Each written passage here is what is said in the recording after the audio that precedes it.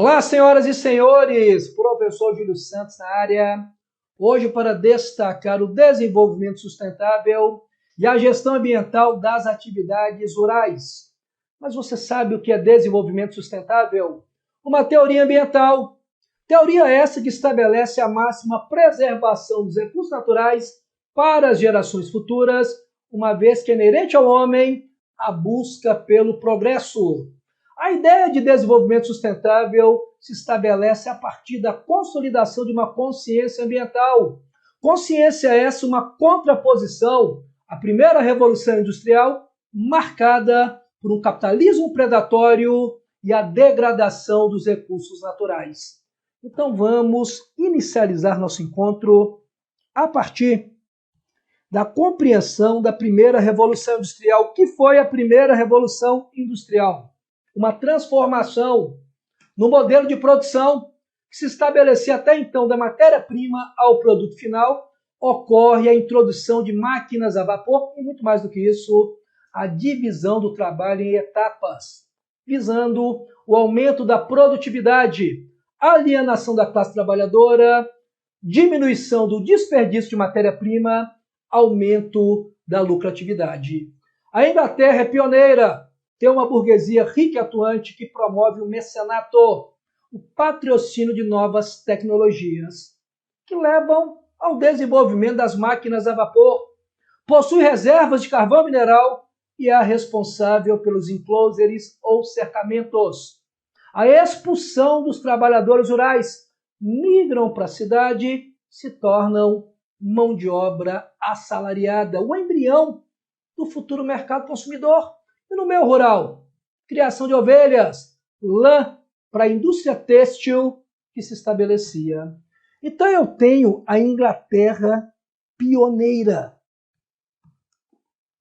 São 150 anos, mais de 150 anos de produção, com aspectos positivos e aspectos negativos. Vamos pensar.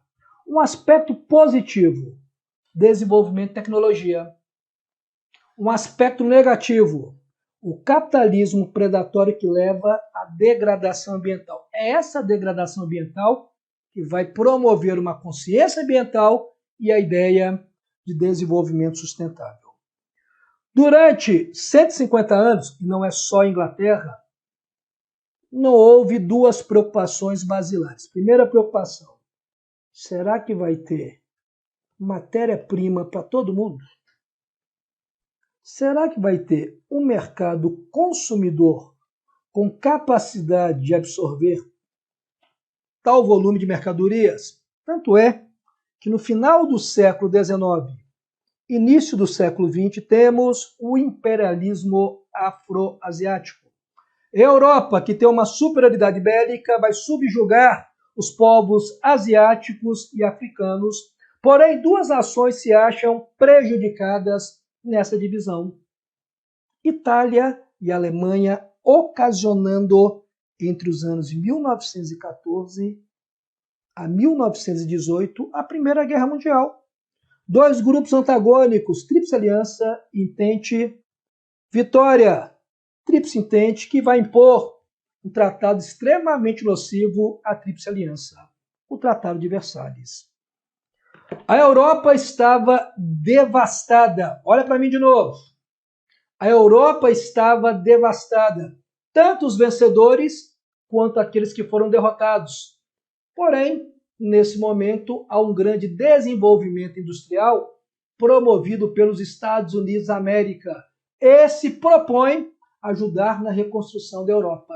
10 anos de grande prosperidade, período chamado de American Way of Life, 1918 a 1928, quando a Europa afirma não necessitar mais do apoio da ajuda norte-americana, e essa quer aumentar a sua produção para tentar reaver o tempo perdido. Grande volume de mercadorias, mais uma vez, sem o mercado com capacidade de absorver. Resultado é o que você está pensando mesmo: uma crise sem precedentes.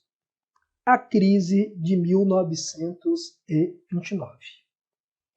Essa crise de 29, ela atinge os países vencedores da Primeira Guerra Mundial encontram campo fértil aos países derrotados, afirmando que esses países foram suprimidos seu verdadeiro papel, gestão global, criando movimentos extremistas, o revanchismo, que vai culminar na Segunda Guerra Mundial.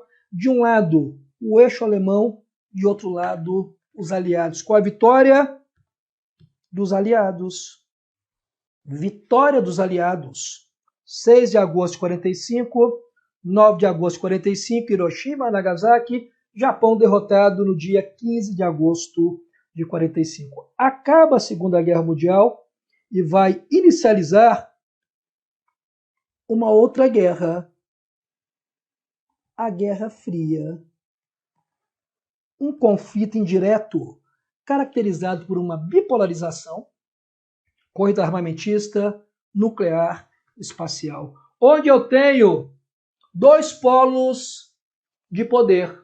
De um lado, o capitalismo americano, de outro lado, o socialismo soviético, onde tanto os Estados Unidos quanto a União Soviética buscam a expansão de mercados e a introdução de seus modelos econômicos. Há um grande desenvolvimento tecnológico neste momento que leva, lá nos Estados Unidos, ao estabelecimento por volta da década de 60 da Revolução Verde. Na verdade, a Revolução Verde ela ganha notoriedade nos Estados Unidos. O que foi essa tal de Revolução Verde?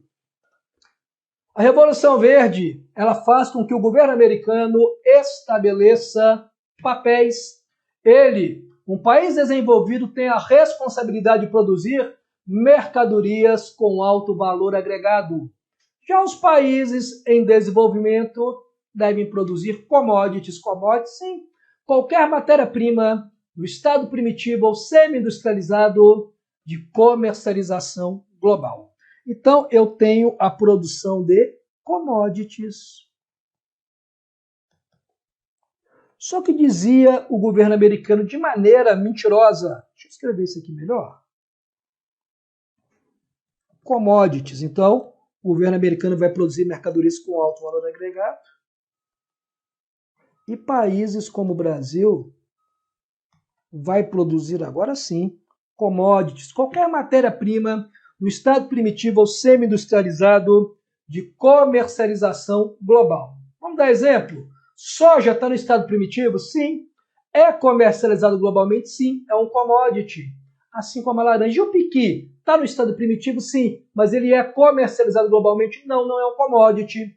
O governo americano afirmou que a fome global era responsabilidade desses países, tais como o Brasil. Por quê? Porque as suas técnicas produtivas ultrapassadas, obsoletas, fato esse que não é verdade.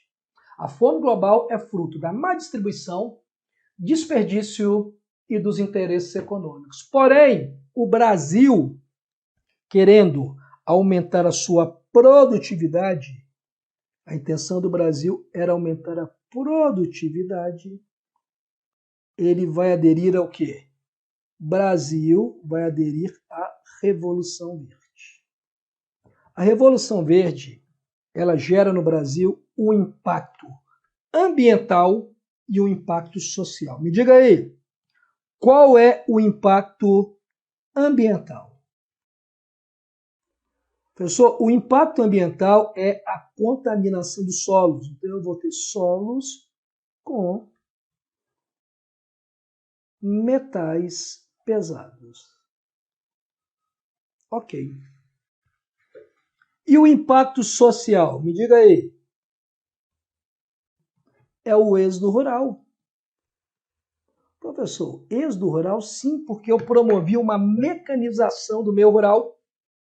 Esse indivíduo, ele perde postos de trabalho. Uma máquina faz o trabalho de 100, 200, 300 trabalhadores, ele vai para onde? Para a cidade, ocasionando a macrocefalia urbana, a conurbação, a formação de áreas subnormais e do processo de periurbanização. Esse indivíduo vai para a cidade não em busca de melhor qualidade, mas em busca da sua, exatamente, sobrevivência. Ele busca a sua sobrevivência. e ele acaba promovendo a macrocefalia urbana. O que é macrocefalia urbana? É quando uma cidade não consegue prestar os serviços básicos, educação, saúde, segurança pública, devido ao aumento do contingente populacional em um pequeno intervalo de tempo. Ele promove também a conurbação, o encontro de duas ou mais cidades próximas devido à intensa urbanização, que, digo de passagem, uma urbanização desordenada, o estabelecimento de áreas subnormais, com baixa infraestrutura, áreas favelizadas. E hoje, em pleno século XXI, nós temos, anote aí, a periurbanização, periferia da periferia, com indivíduos vivendo abaixo da linha da pobreza. Então você percebe que eu tenho um impacto no meio rural, contaminação dos solos com metais pesados, e eu tenho um impacto no meio urbano com o êxodo rural. Então, gente, essa tal de revolução industrial, ela vai introduzir adubos, fertilizantes, pesticidas, máquinas agrícolas. Claro que haverá um impacto ambiental bastante ostensivo no território brasileiro. Esta Revolução Verde se estabelece principalmente nesta região aqui, ó. Deixa eu colocar aqui, ó, na região do Planalto Central, com a produção de soja. Muitos alunos me perguntam, professor, por que a soja? E eu lhe passo esta indagação, por que a soja? O Brasil tem 234 milhões de bovinos. Qual é a base da ração bovina? Soja. Então, o mercado interno eu tenho soja. E para o mercado externo, vamos lembrar que os países europeus são reduzidos, diminutos. Países esses que são marcados por uma enorme, uma intensa especulação imobiliária. Logo, não há grande volume de terras destinadas à criação de animais. Resultado, a soja brasileira, cultivada na região do Planalto Central principalmente, esta soja brasileira ela tem como característica uma alternativa à proteína bovina, uma vez que ela é muito menos onerosa. Deu tão certo esse movimento chamado de Revolução Verde que ele começou a expandir para diversas regiões do Brasil. Ele vai expandir para a região Nordeste, ele vai expandir para a região Sudeste, Sul, mas principalmente para a região Norte. Eu quero saber o seguinte, por que a região Norte, hoje ela tem o quê? Uma grande expansão desta soja. Primeiro motivo, baixa fiscalização. Primeiro motivo é a baixa fiscalização. Segundo motivo, além da fiscalização ser baixa, eu tenho terras abundantes. Abundantes e baratas. Tenho terras abundantes e baratas. Então, eu tenho baixa fiscalização e eu tenho também terras abundantes e baratas. E além disso, eu tenho também o quê? Eu tenho a presença de mão de obra. Também temos o quê? Mão de obra. Terras abundantes e faltou baratas aqui. Né? Baixa fiscalização, terras abundantes e baratas, mão de obra. Esse processo aqui de expansão da soja a outras regiões, você chama de quê? Vou abreviar aqui, ó. Deixa eu ver se fica visível assim, ó. FA, o que é FA? É um fenômeno chamado de fronteiras agrícolas. E esta área de desgaste você chama de quê? De arco do desmatamento. Uma área de grande produção de soja no Brasil, fruto da Revolução Verde. E o estabelecimento das fronteiras agrícolas nós chamamos de arco do desmatamento. E eu tenho também uma grande produção numa região chamada de Matopiba, ou se preferir, Mapitoba. Me acompanha aqui. Maranhão, Tocantins, Piauí, Bahia. Professor, que tipo de agricultura é praticado nessa região? E aí que eu acho que vale a pena destacarmos, olhem novamente aí, a região do Arco Desmatamento. O que é agricultura? Você lembra o que é agricultura? Gente, agricultura é uma atividade voltada à produção de alimentos. Envolve capital, terras e mão de obra. Então eu tenho o fator físico, eu tenho o fator humano e eu tenho o fator econômico. Fator físico, clima e solo. Fator humano, mão de obra que pode ou não ser especializada.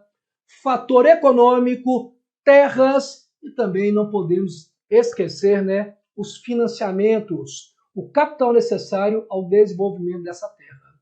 Então eu tenho, a partir da compreensão desse movimento aí, olha ali, ó, de Revolução Verde, o estabelecimento das fronteiras agrícolas, eu tenho um fortalecimento de uma agricultura que é extremamente nociva ao meio ambiente. Agricultura que exige capital, terras, mão de obra, agricultura que trabalha como fator físico, solo e o clima, como fator humano, a mão de obra e como fator econômico, terra, tecnologias e o capital. Eu tenho dois tipos de agricultura que podem ser praticados. Em termos de sistemas de produção, o extensivo e o intensivo. O que é um sistema extensivo? Normalmente é aquele praticado em latifúndios, com alta produção e uma mão de obra, o que, gente? Com baixo nível de qualificação. Latifúndios, muitas terras. Alta produção, não confunda produção e produtividade. Produção é quantidade. Produtividade é uma relação quantidade por área. Então eu tenho latifúndios, muitas terras, normalmente uma mão de obra desqualificada, a figura do baia fria, aquele indivíduo vinculado à terra, sem vínculo empregatício, né? Tenho também o quê? Além dessa figura e do latifúndio, eu tenho uma grande produção. Quando eu penso no intensivo, aí normalmente é minifúndios, alta tecnologia e alta produtividade. Então aqui, ó, latifúndios, mão de obra rudimentar, grande produção. Intensiva, vamos colocar aqui, ó, minifúndio, poucas terras, mão de obra, normalmente, não é uma regra, qualificada e elevada produtividade.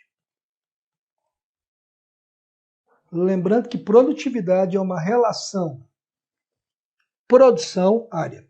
E aí eu tenho diversos sistemas agrícolas. Sistema de produção extensivo e intensivo e tenho sistemas agrícolas. Sendo que o mais importante para a tua prova, para o teu certame, obviamente, é uma gestão sustentável de terras rurais. Porém, é importante que você compreenda os vários sistemas agrícolas. O primeiro é o plantation, esse vinculado ao processo de consolidação do território brasileiro. Ele visa o mercado externo, monocultura, grandes latifúndios, países que foram colônias de exploração. Mão de obra escrava, depois substituída pelo imigrante, principalmente aquele europeu, italiano, associado à fome e miséria. Por isso que nós temos o nome de República das Bananas. Subsistência. O que é uma agricultura de subsistência? É aquela voltada ao consumo próprio, ao consumo familiar. É aquela que no máximo você tem o excedente e promove o escambo. Então, voltado ao consumo familiar, mão de obra familiar, técnica rudimentar, arcaica, obsoleta, minifúndios, e aí ela utiliza o sistema de rotação de terras e rotação de cultura. Professor, o que é o sistema de rotação de terras e rotação de culturas? Deixa eu te mostrar aqui, ó. Vamos pegar aqui uma página em branco. para a gente entender rotação de terras, rotação de culturas. Peguei o lote, dividi em 3 partes. Olha aqui, ó. Peguei um lote aqui, ó, dividi em 3 partes. Aqui eu vou estabelecer uma rotação de culturas e aqui eu vou estabelecer uma rotação de terras, que é uma técnica voltada à sustentabilidade. Bora. Rotação de terras. Vamos começar com terras. Dividi o lote. Numa parte do lote eu plantei milho.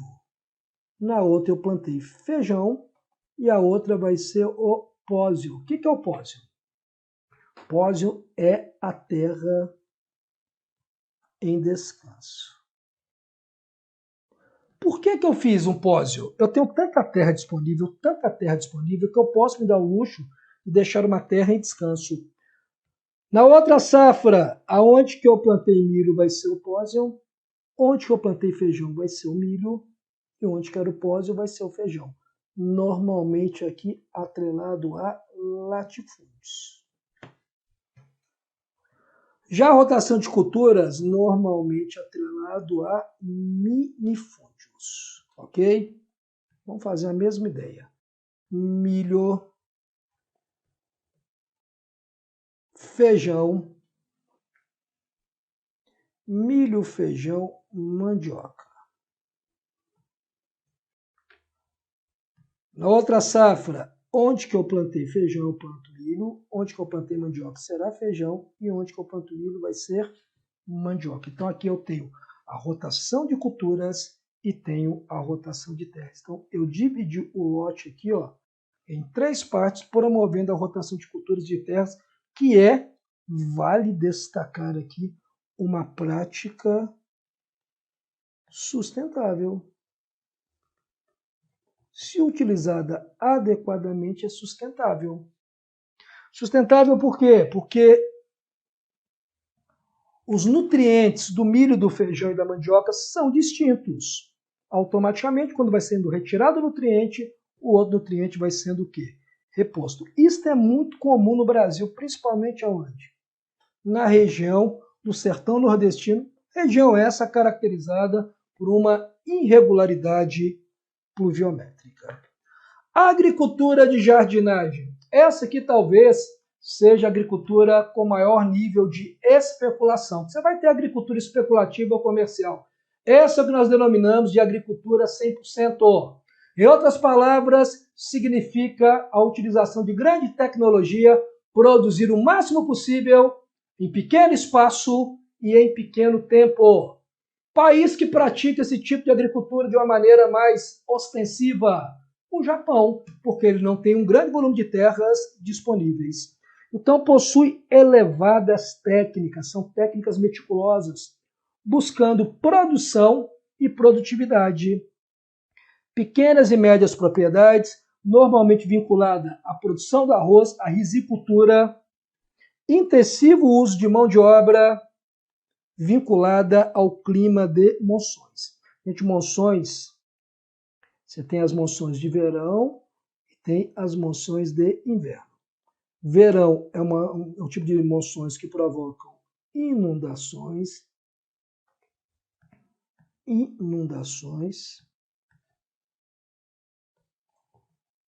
ok? E as monções de inverno normalmente estão atreladas à seca. E aqui há uma técnica bem interessante que é o uso do terraceamento. O que é o terraceamento? É uma técnica voltada a aumentar a absorção de água e diminuir, obviamente, né, a erosão. Você imagina aqui, eu tenho um relevo acidentado e estou plantando aqui, vou imaginar que eu estou plantando café. E aí acontece precipitações. Precipitações. Qual o resultado desse processo? A água vai descer com tanta velocidade que eu vou ter o quê? Uma pequena absorção atrelada a uma grande erosão. pequena absorção e uma grande erosão. Por isso que eu utilizo uma técnica que nós denominamos de terraceamento. Deixa eu te mostrar aqui o terraceamento. Terraceamento, você vai promover o quê? A formação de degraus. Faço a plantação. Acontece precipitações. Como é que a água desce? Ela desce mais devagar. Se ela desce mais devagar, o que você conclui? Maior absorção e menor erosão. Guarda aqui, eu vou até escrever o nome de novo. Ó. Terraceamento. Tá? Terraceamento. Professor, e se o solo for ácido, como acontece na região do Planalto Central? Existe uma outra técnica de correção desse solo? Sim, chamada de calagem. Pensa comigo. O solo do Cerrado é um solo ácido. O que eu tenho que adicionar nele? Uma base. O óxido de cálcio também chamado de calvígem ou calviva. Ácido mais base, sal e água. Percebeu que eu fiz três coisas? Ácido mais base. Neutralizei, hidratei e nutri. Ácido mais base não é sal e água, estou neutralizando. Sais, estou nutrindo. Água, estou hidratando. A esse fenômeno nós chamamos de calagem. Vamos colocar aqui no cantinho, observação. A calagem, pesquisa aí, é uma técnica de quê? Correção de um solo ácido. Então, é a técnica voltada à correção de um solo ácido, adicionando uma base, né? Normalmente, essa base é quem? O óxido de cálcio. Você pode chamar de calvígem ou você chama de calviva. Tudo bem? Pessoal, temos também que destacar a agricultura comercial, agrobusiness, coletiva e agroindústria. O que é essa tal de agricultura comercial? Olha para mim. Agricultura comercial é agricultura especulativa. Não se produz mais de acordo com as características do clima e do solo, mas de acordo com as necessidades, a demanda do mercado externo. Então, esta agricultura nós chamamos de quê?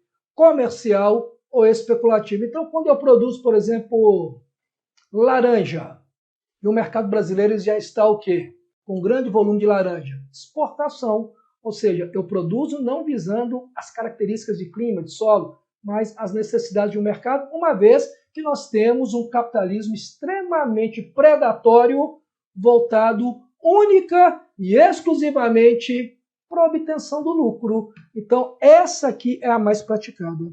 O agrobusiness são os negócios agrícolas. Quer ver? Vamos pegar aqui. Ferramentas. O que mais? Insumos. Então, tudo isso aí vai ser os negócios agrícolas.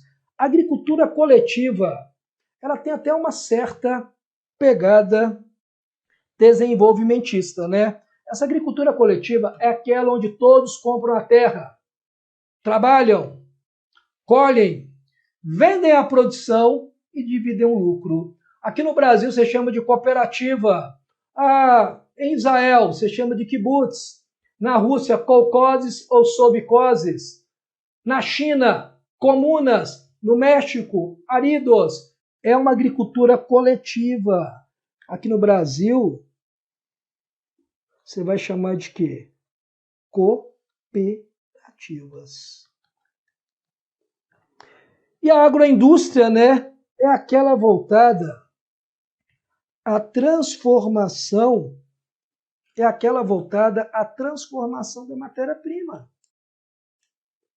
É aquela voltada à transformação da matéria-prima. Você vai agregar valor. Uma coisa é você vender a laranja. Uma outra coisa é a venda de suco de laranja. Deixa eu escrever aqui, minha caneta não está legal.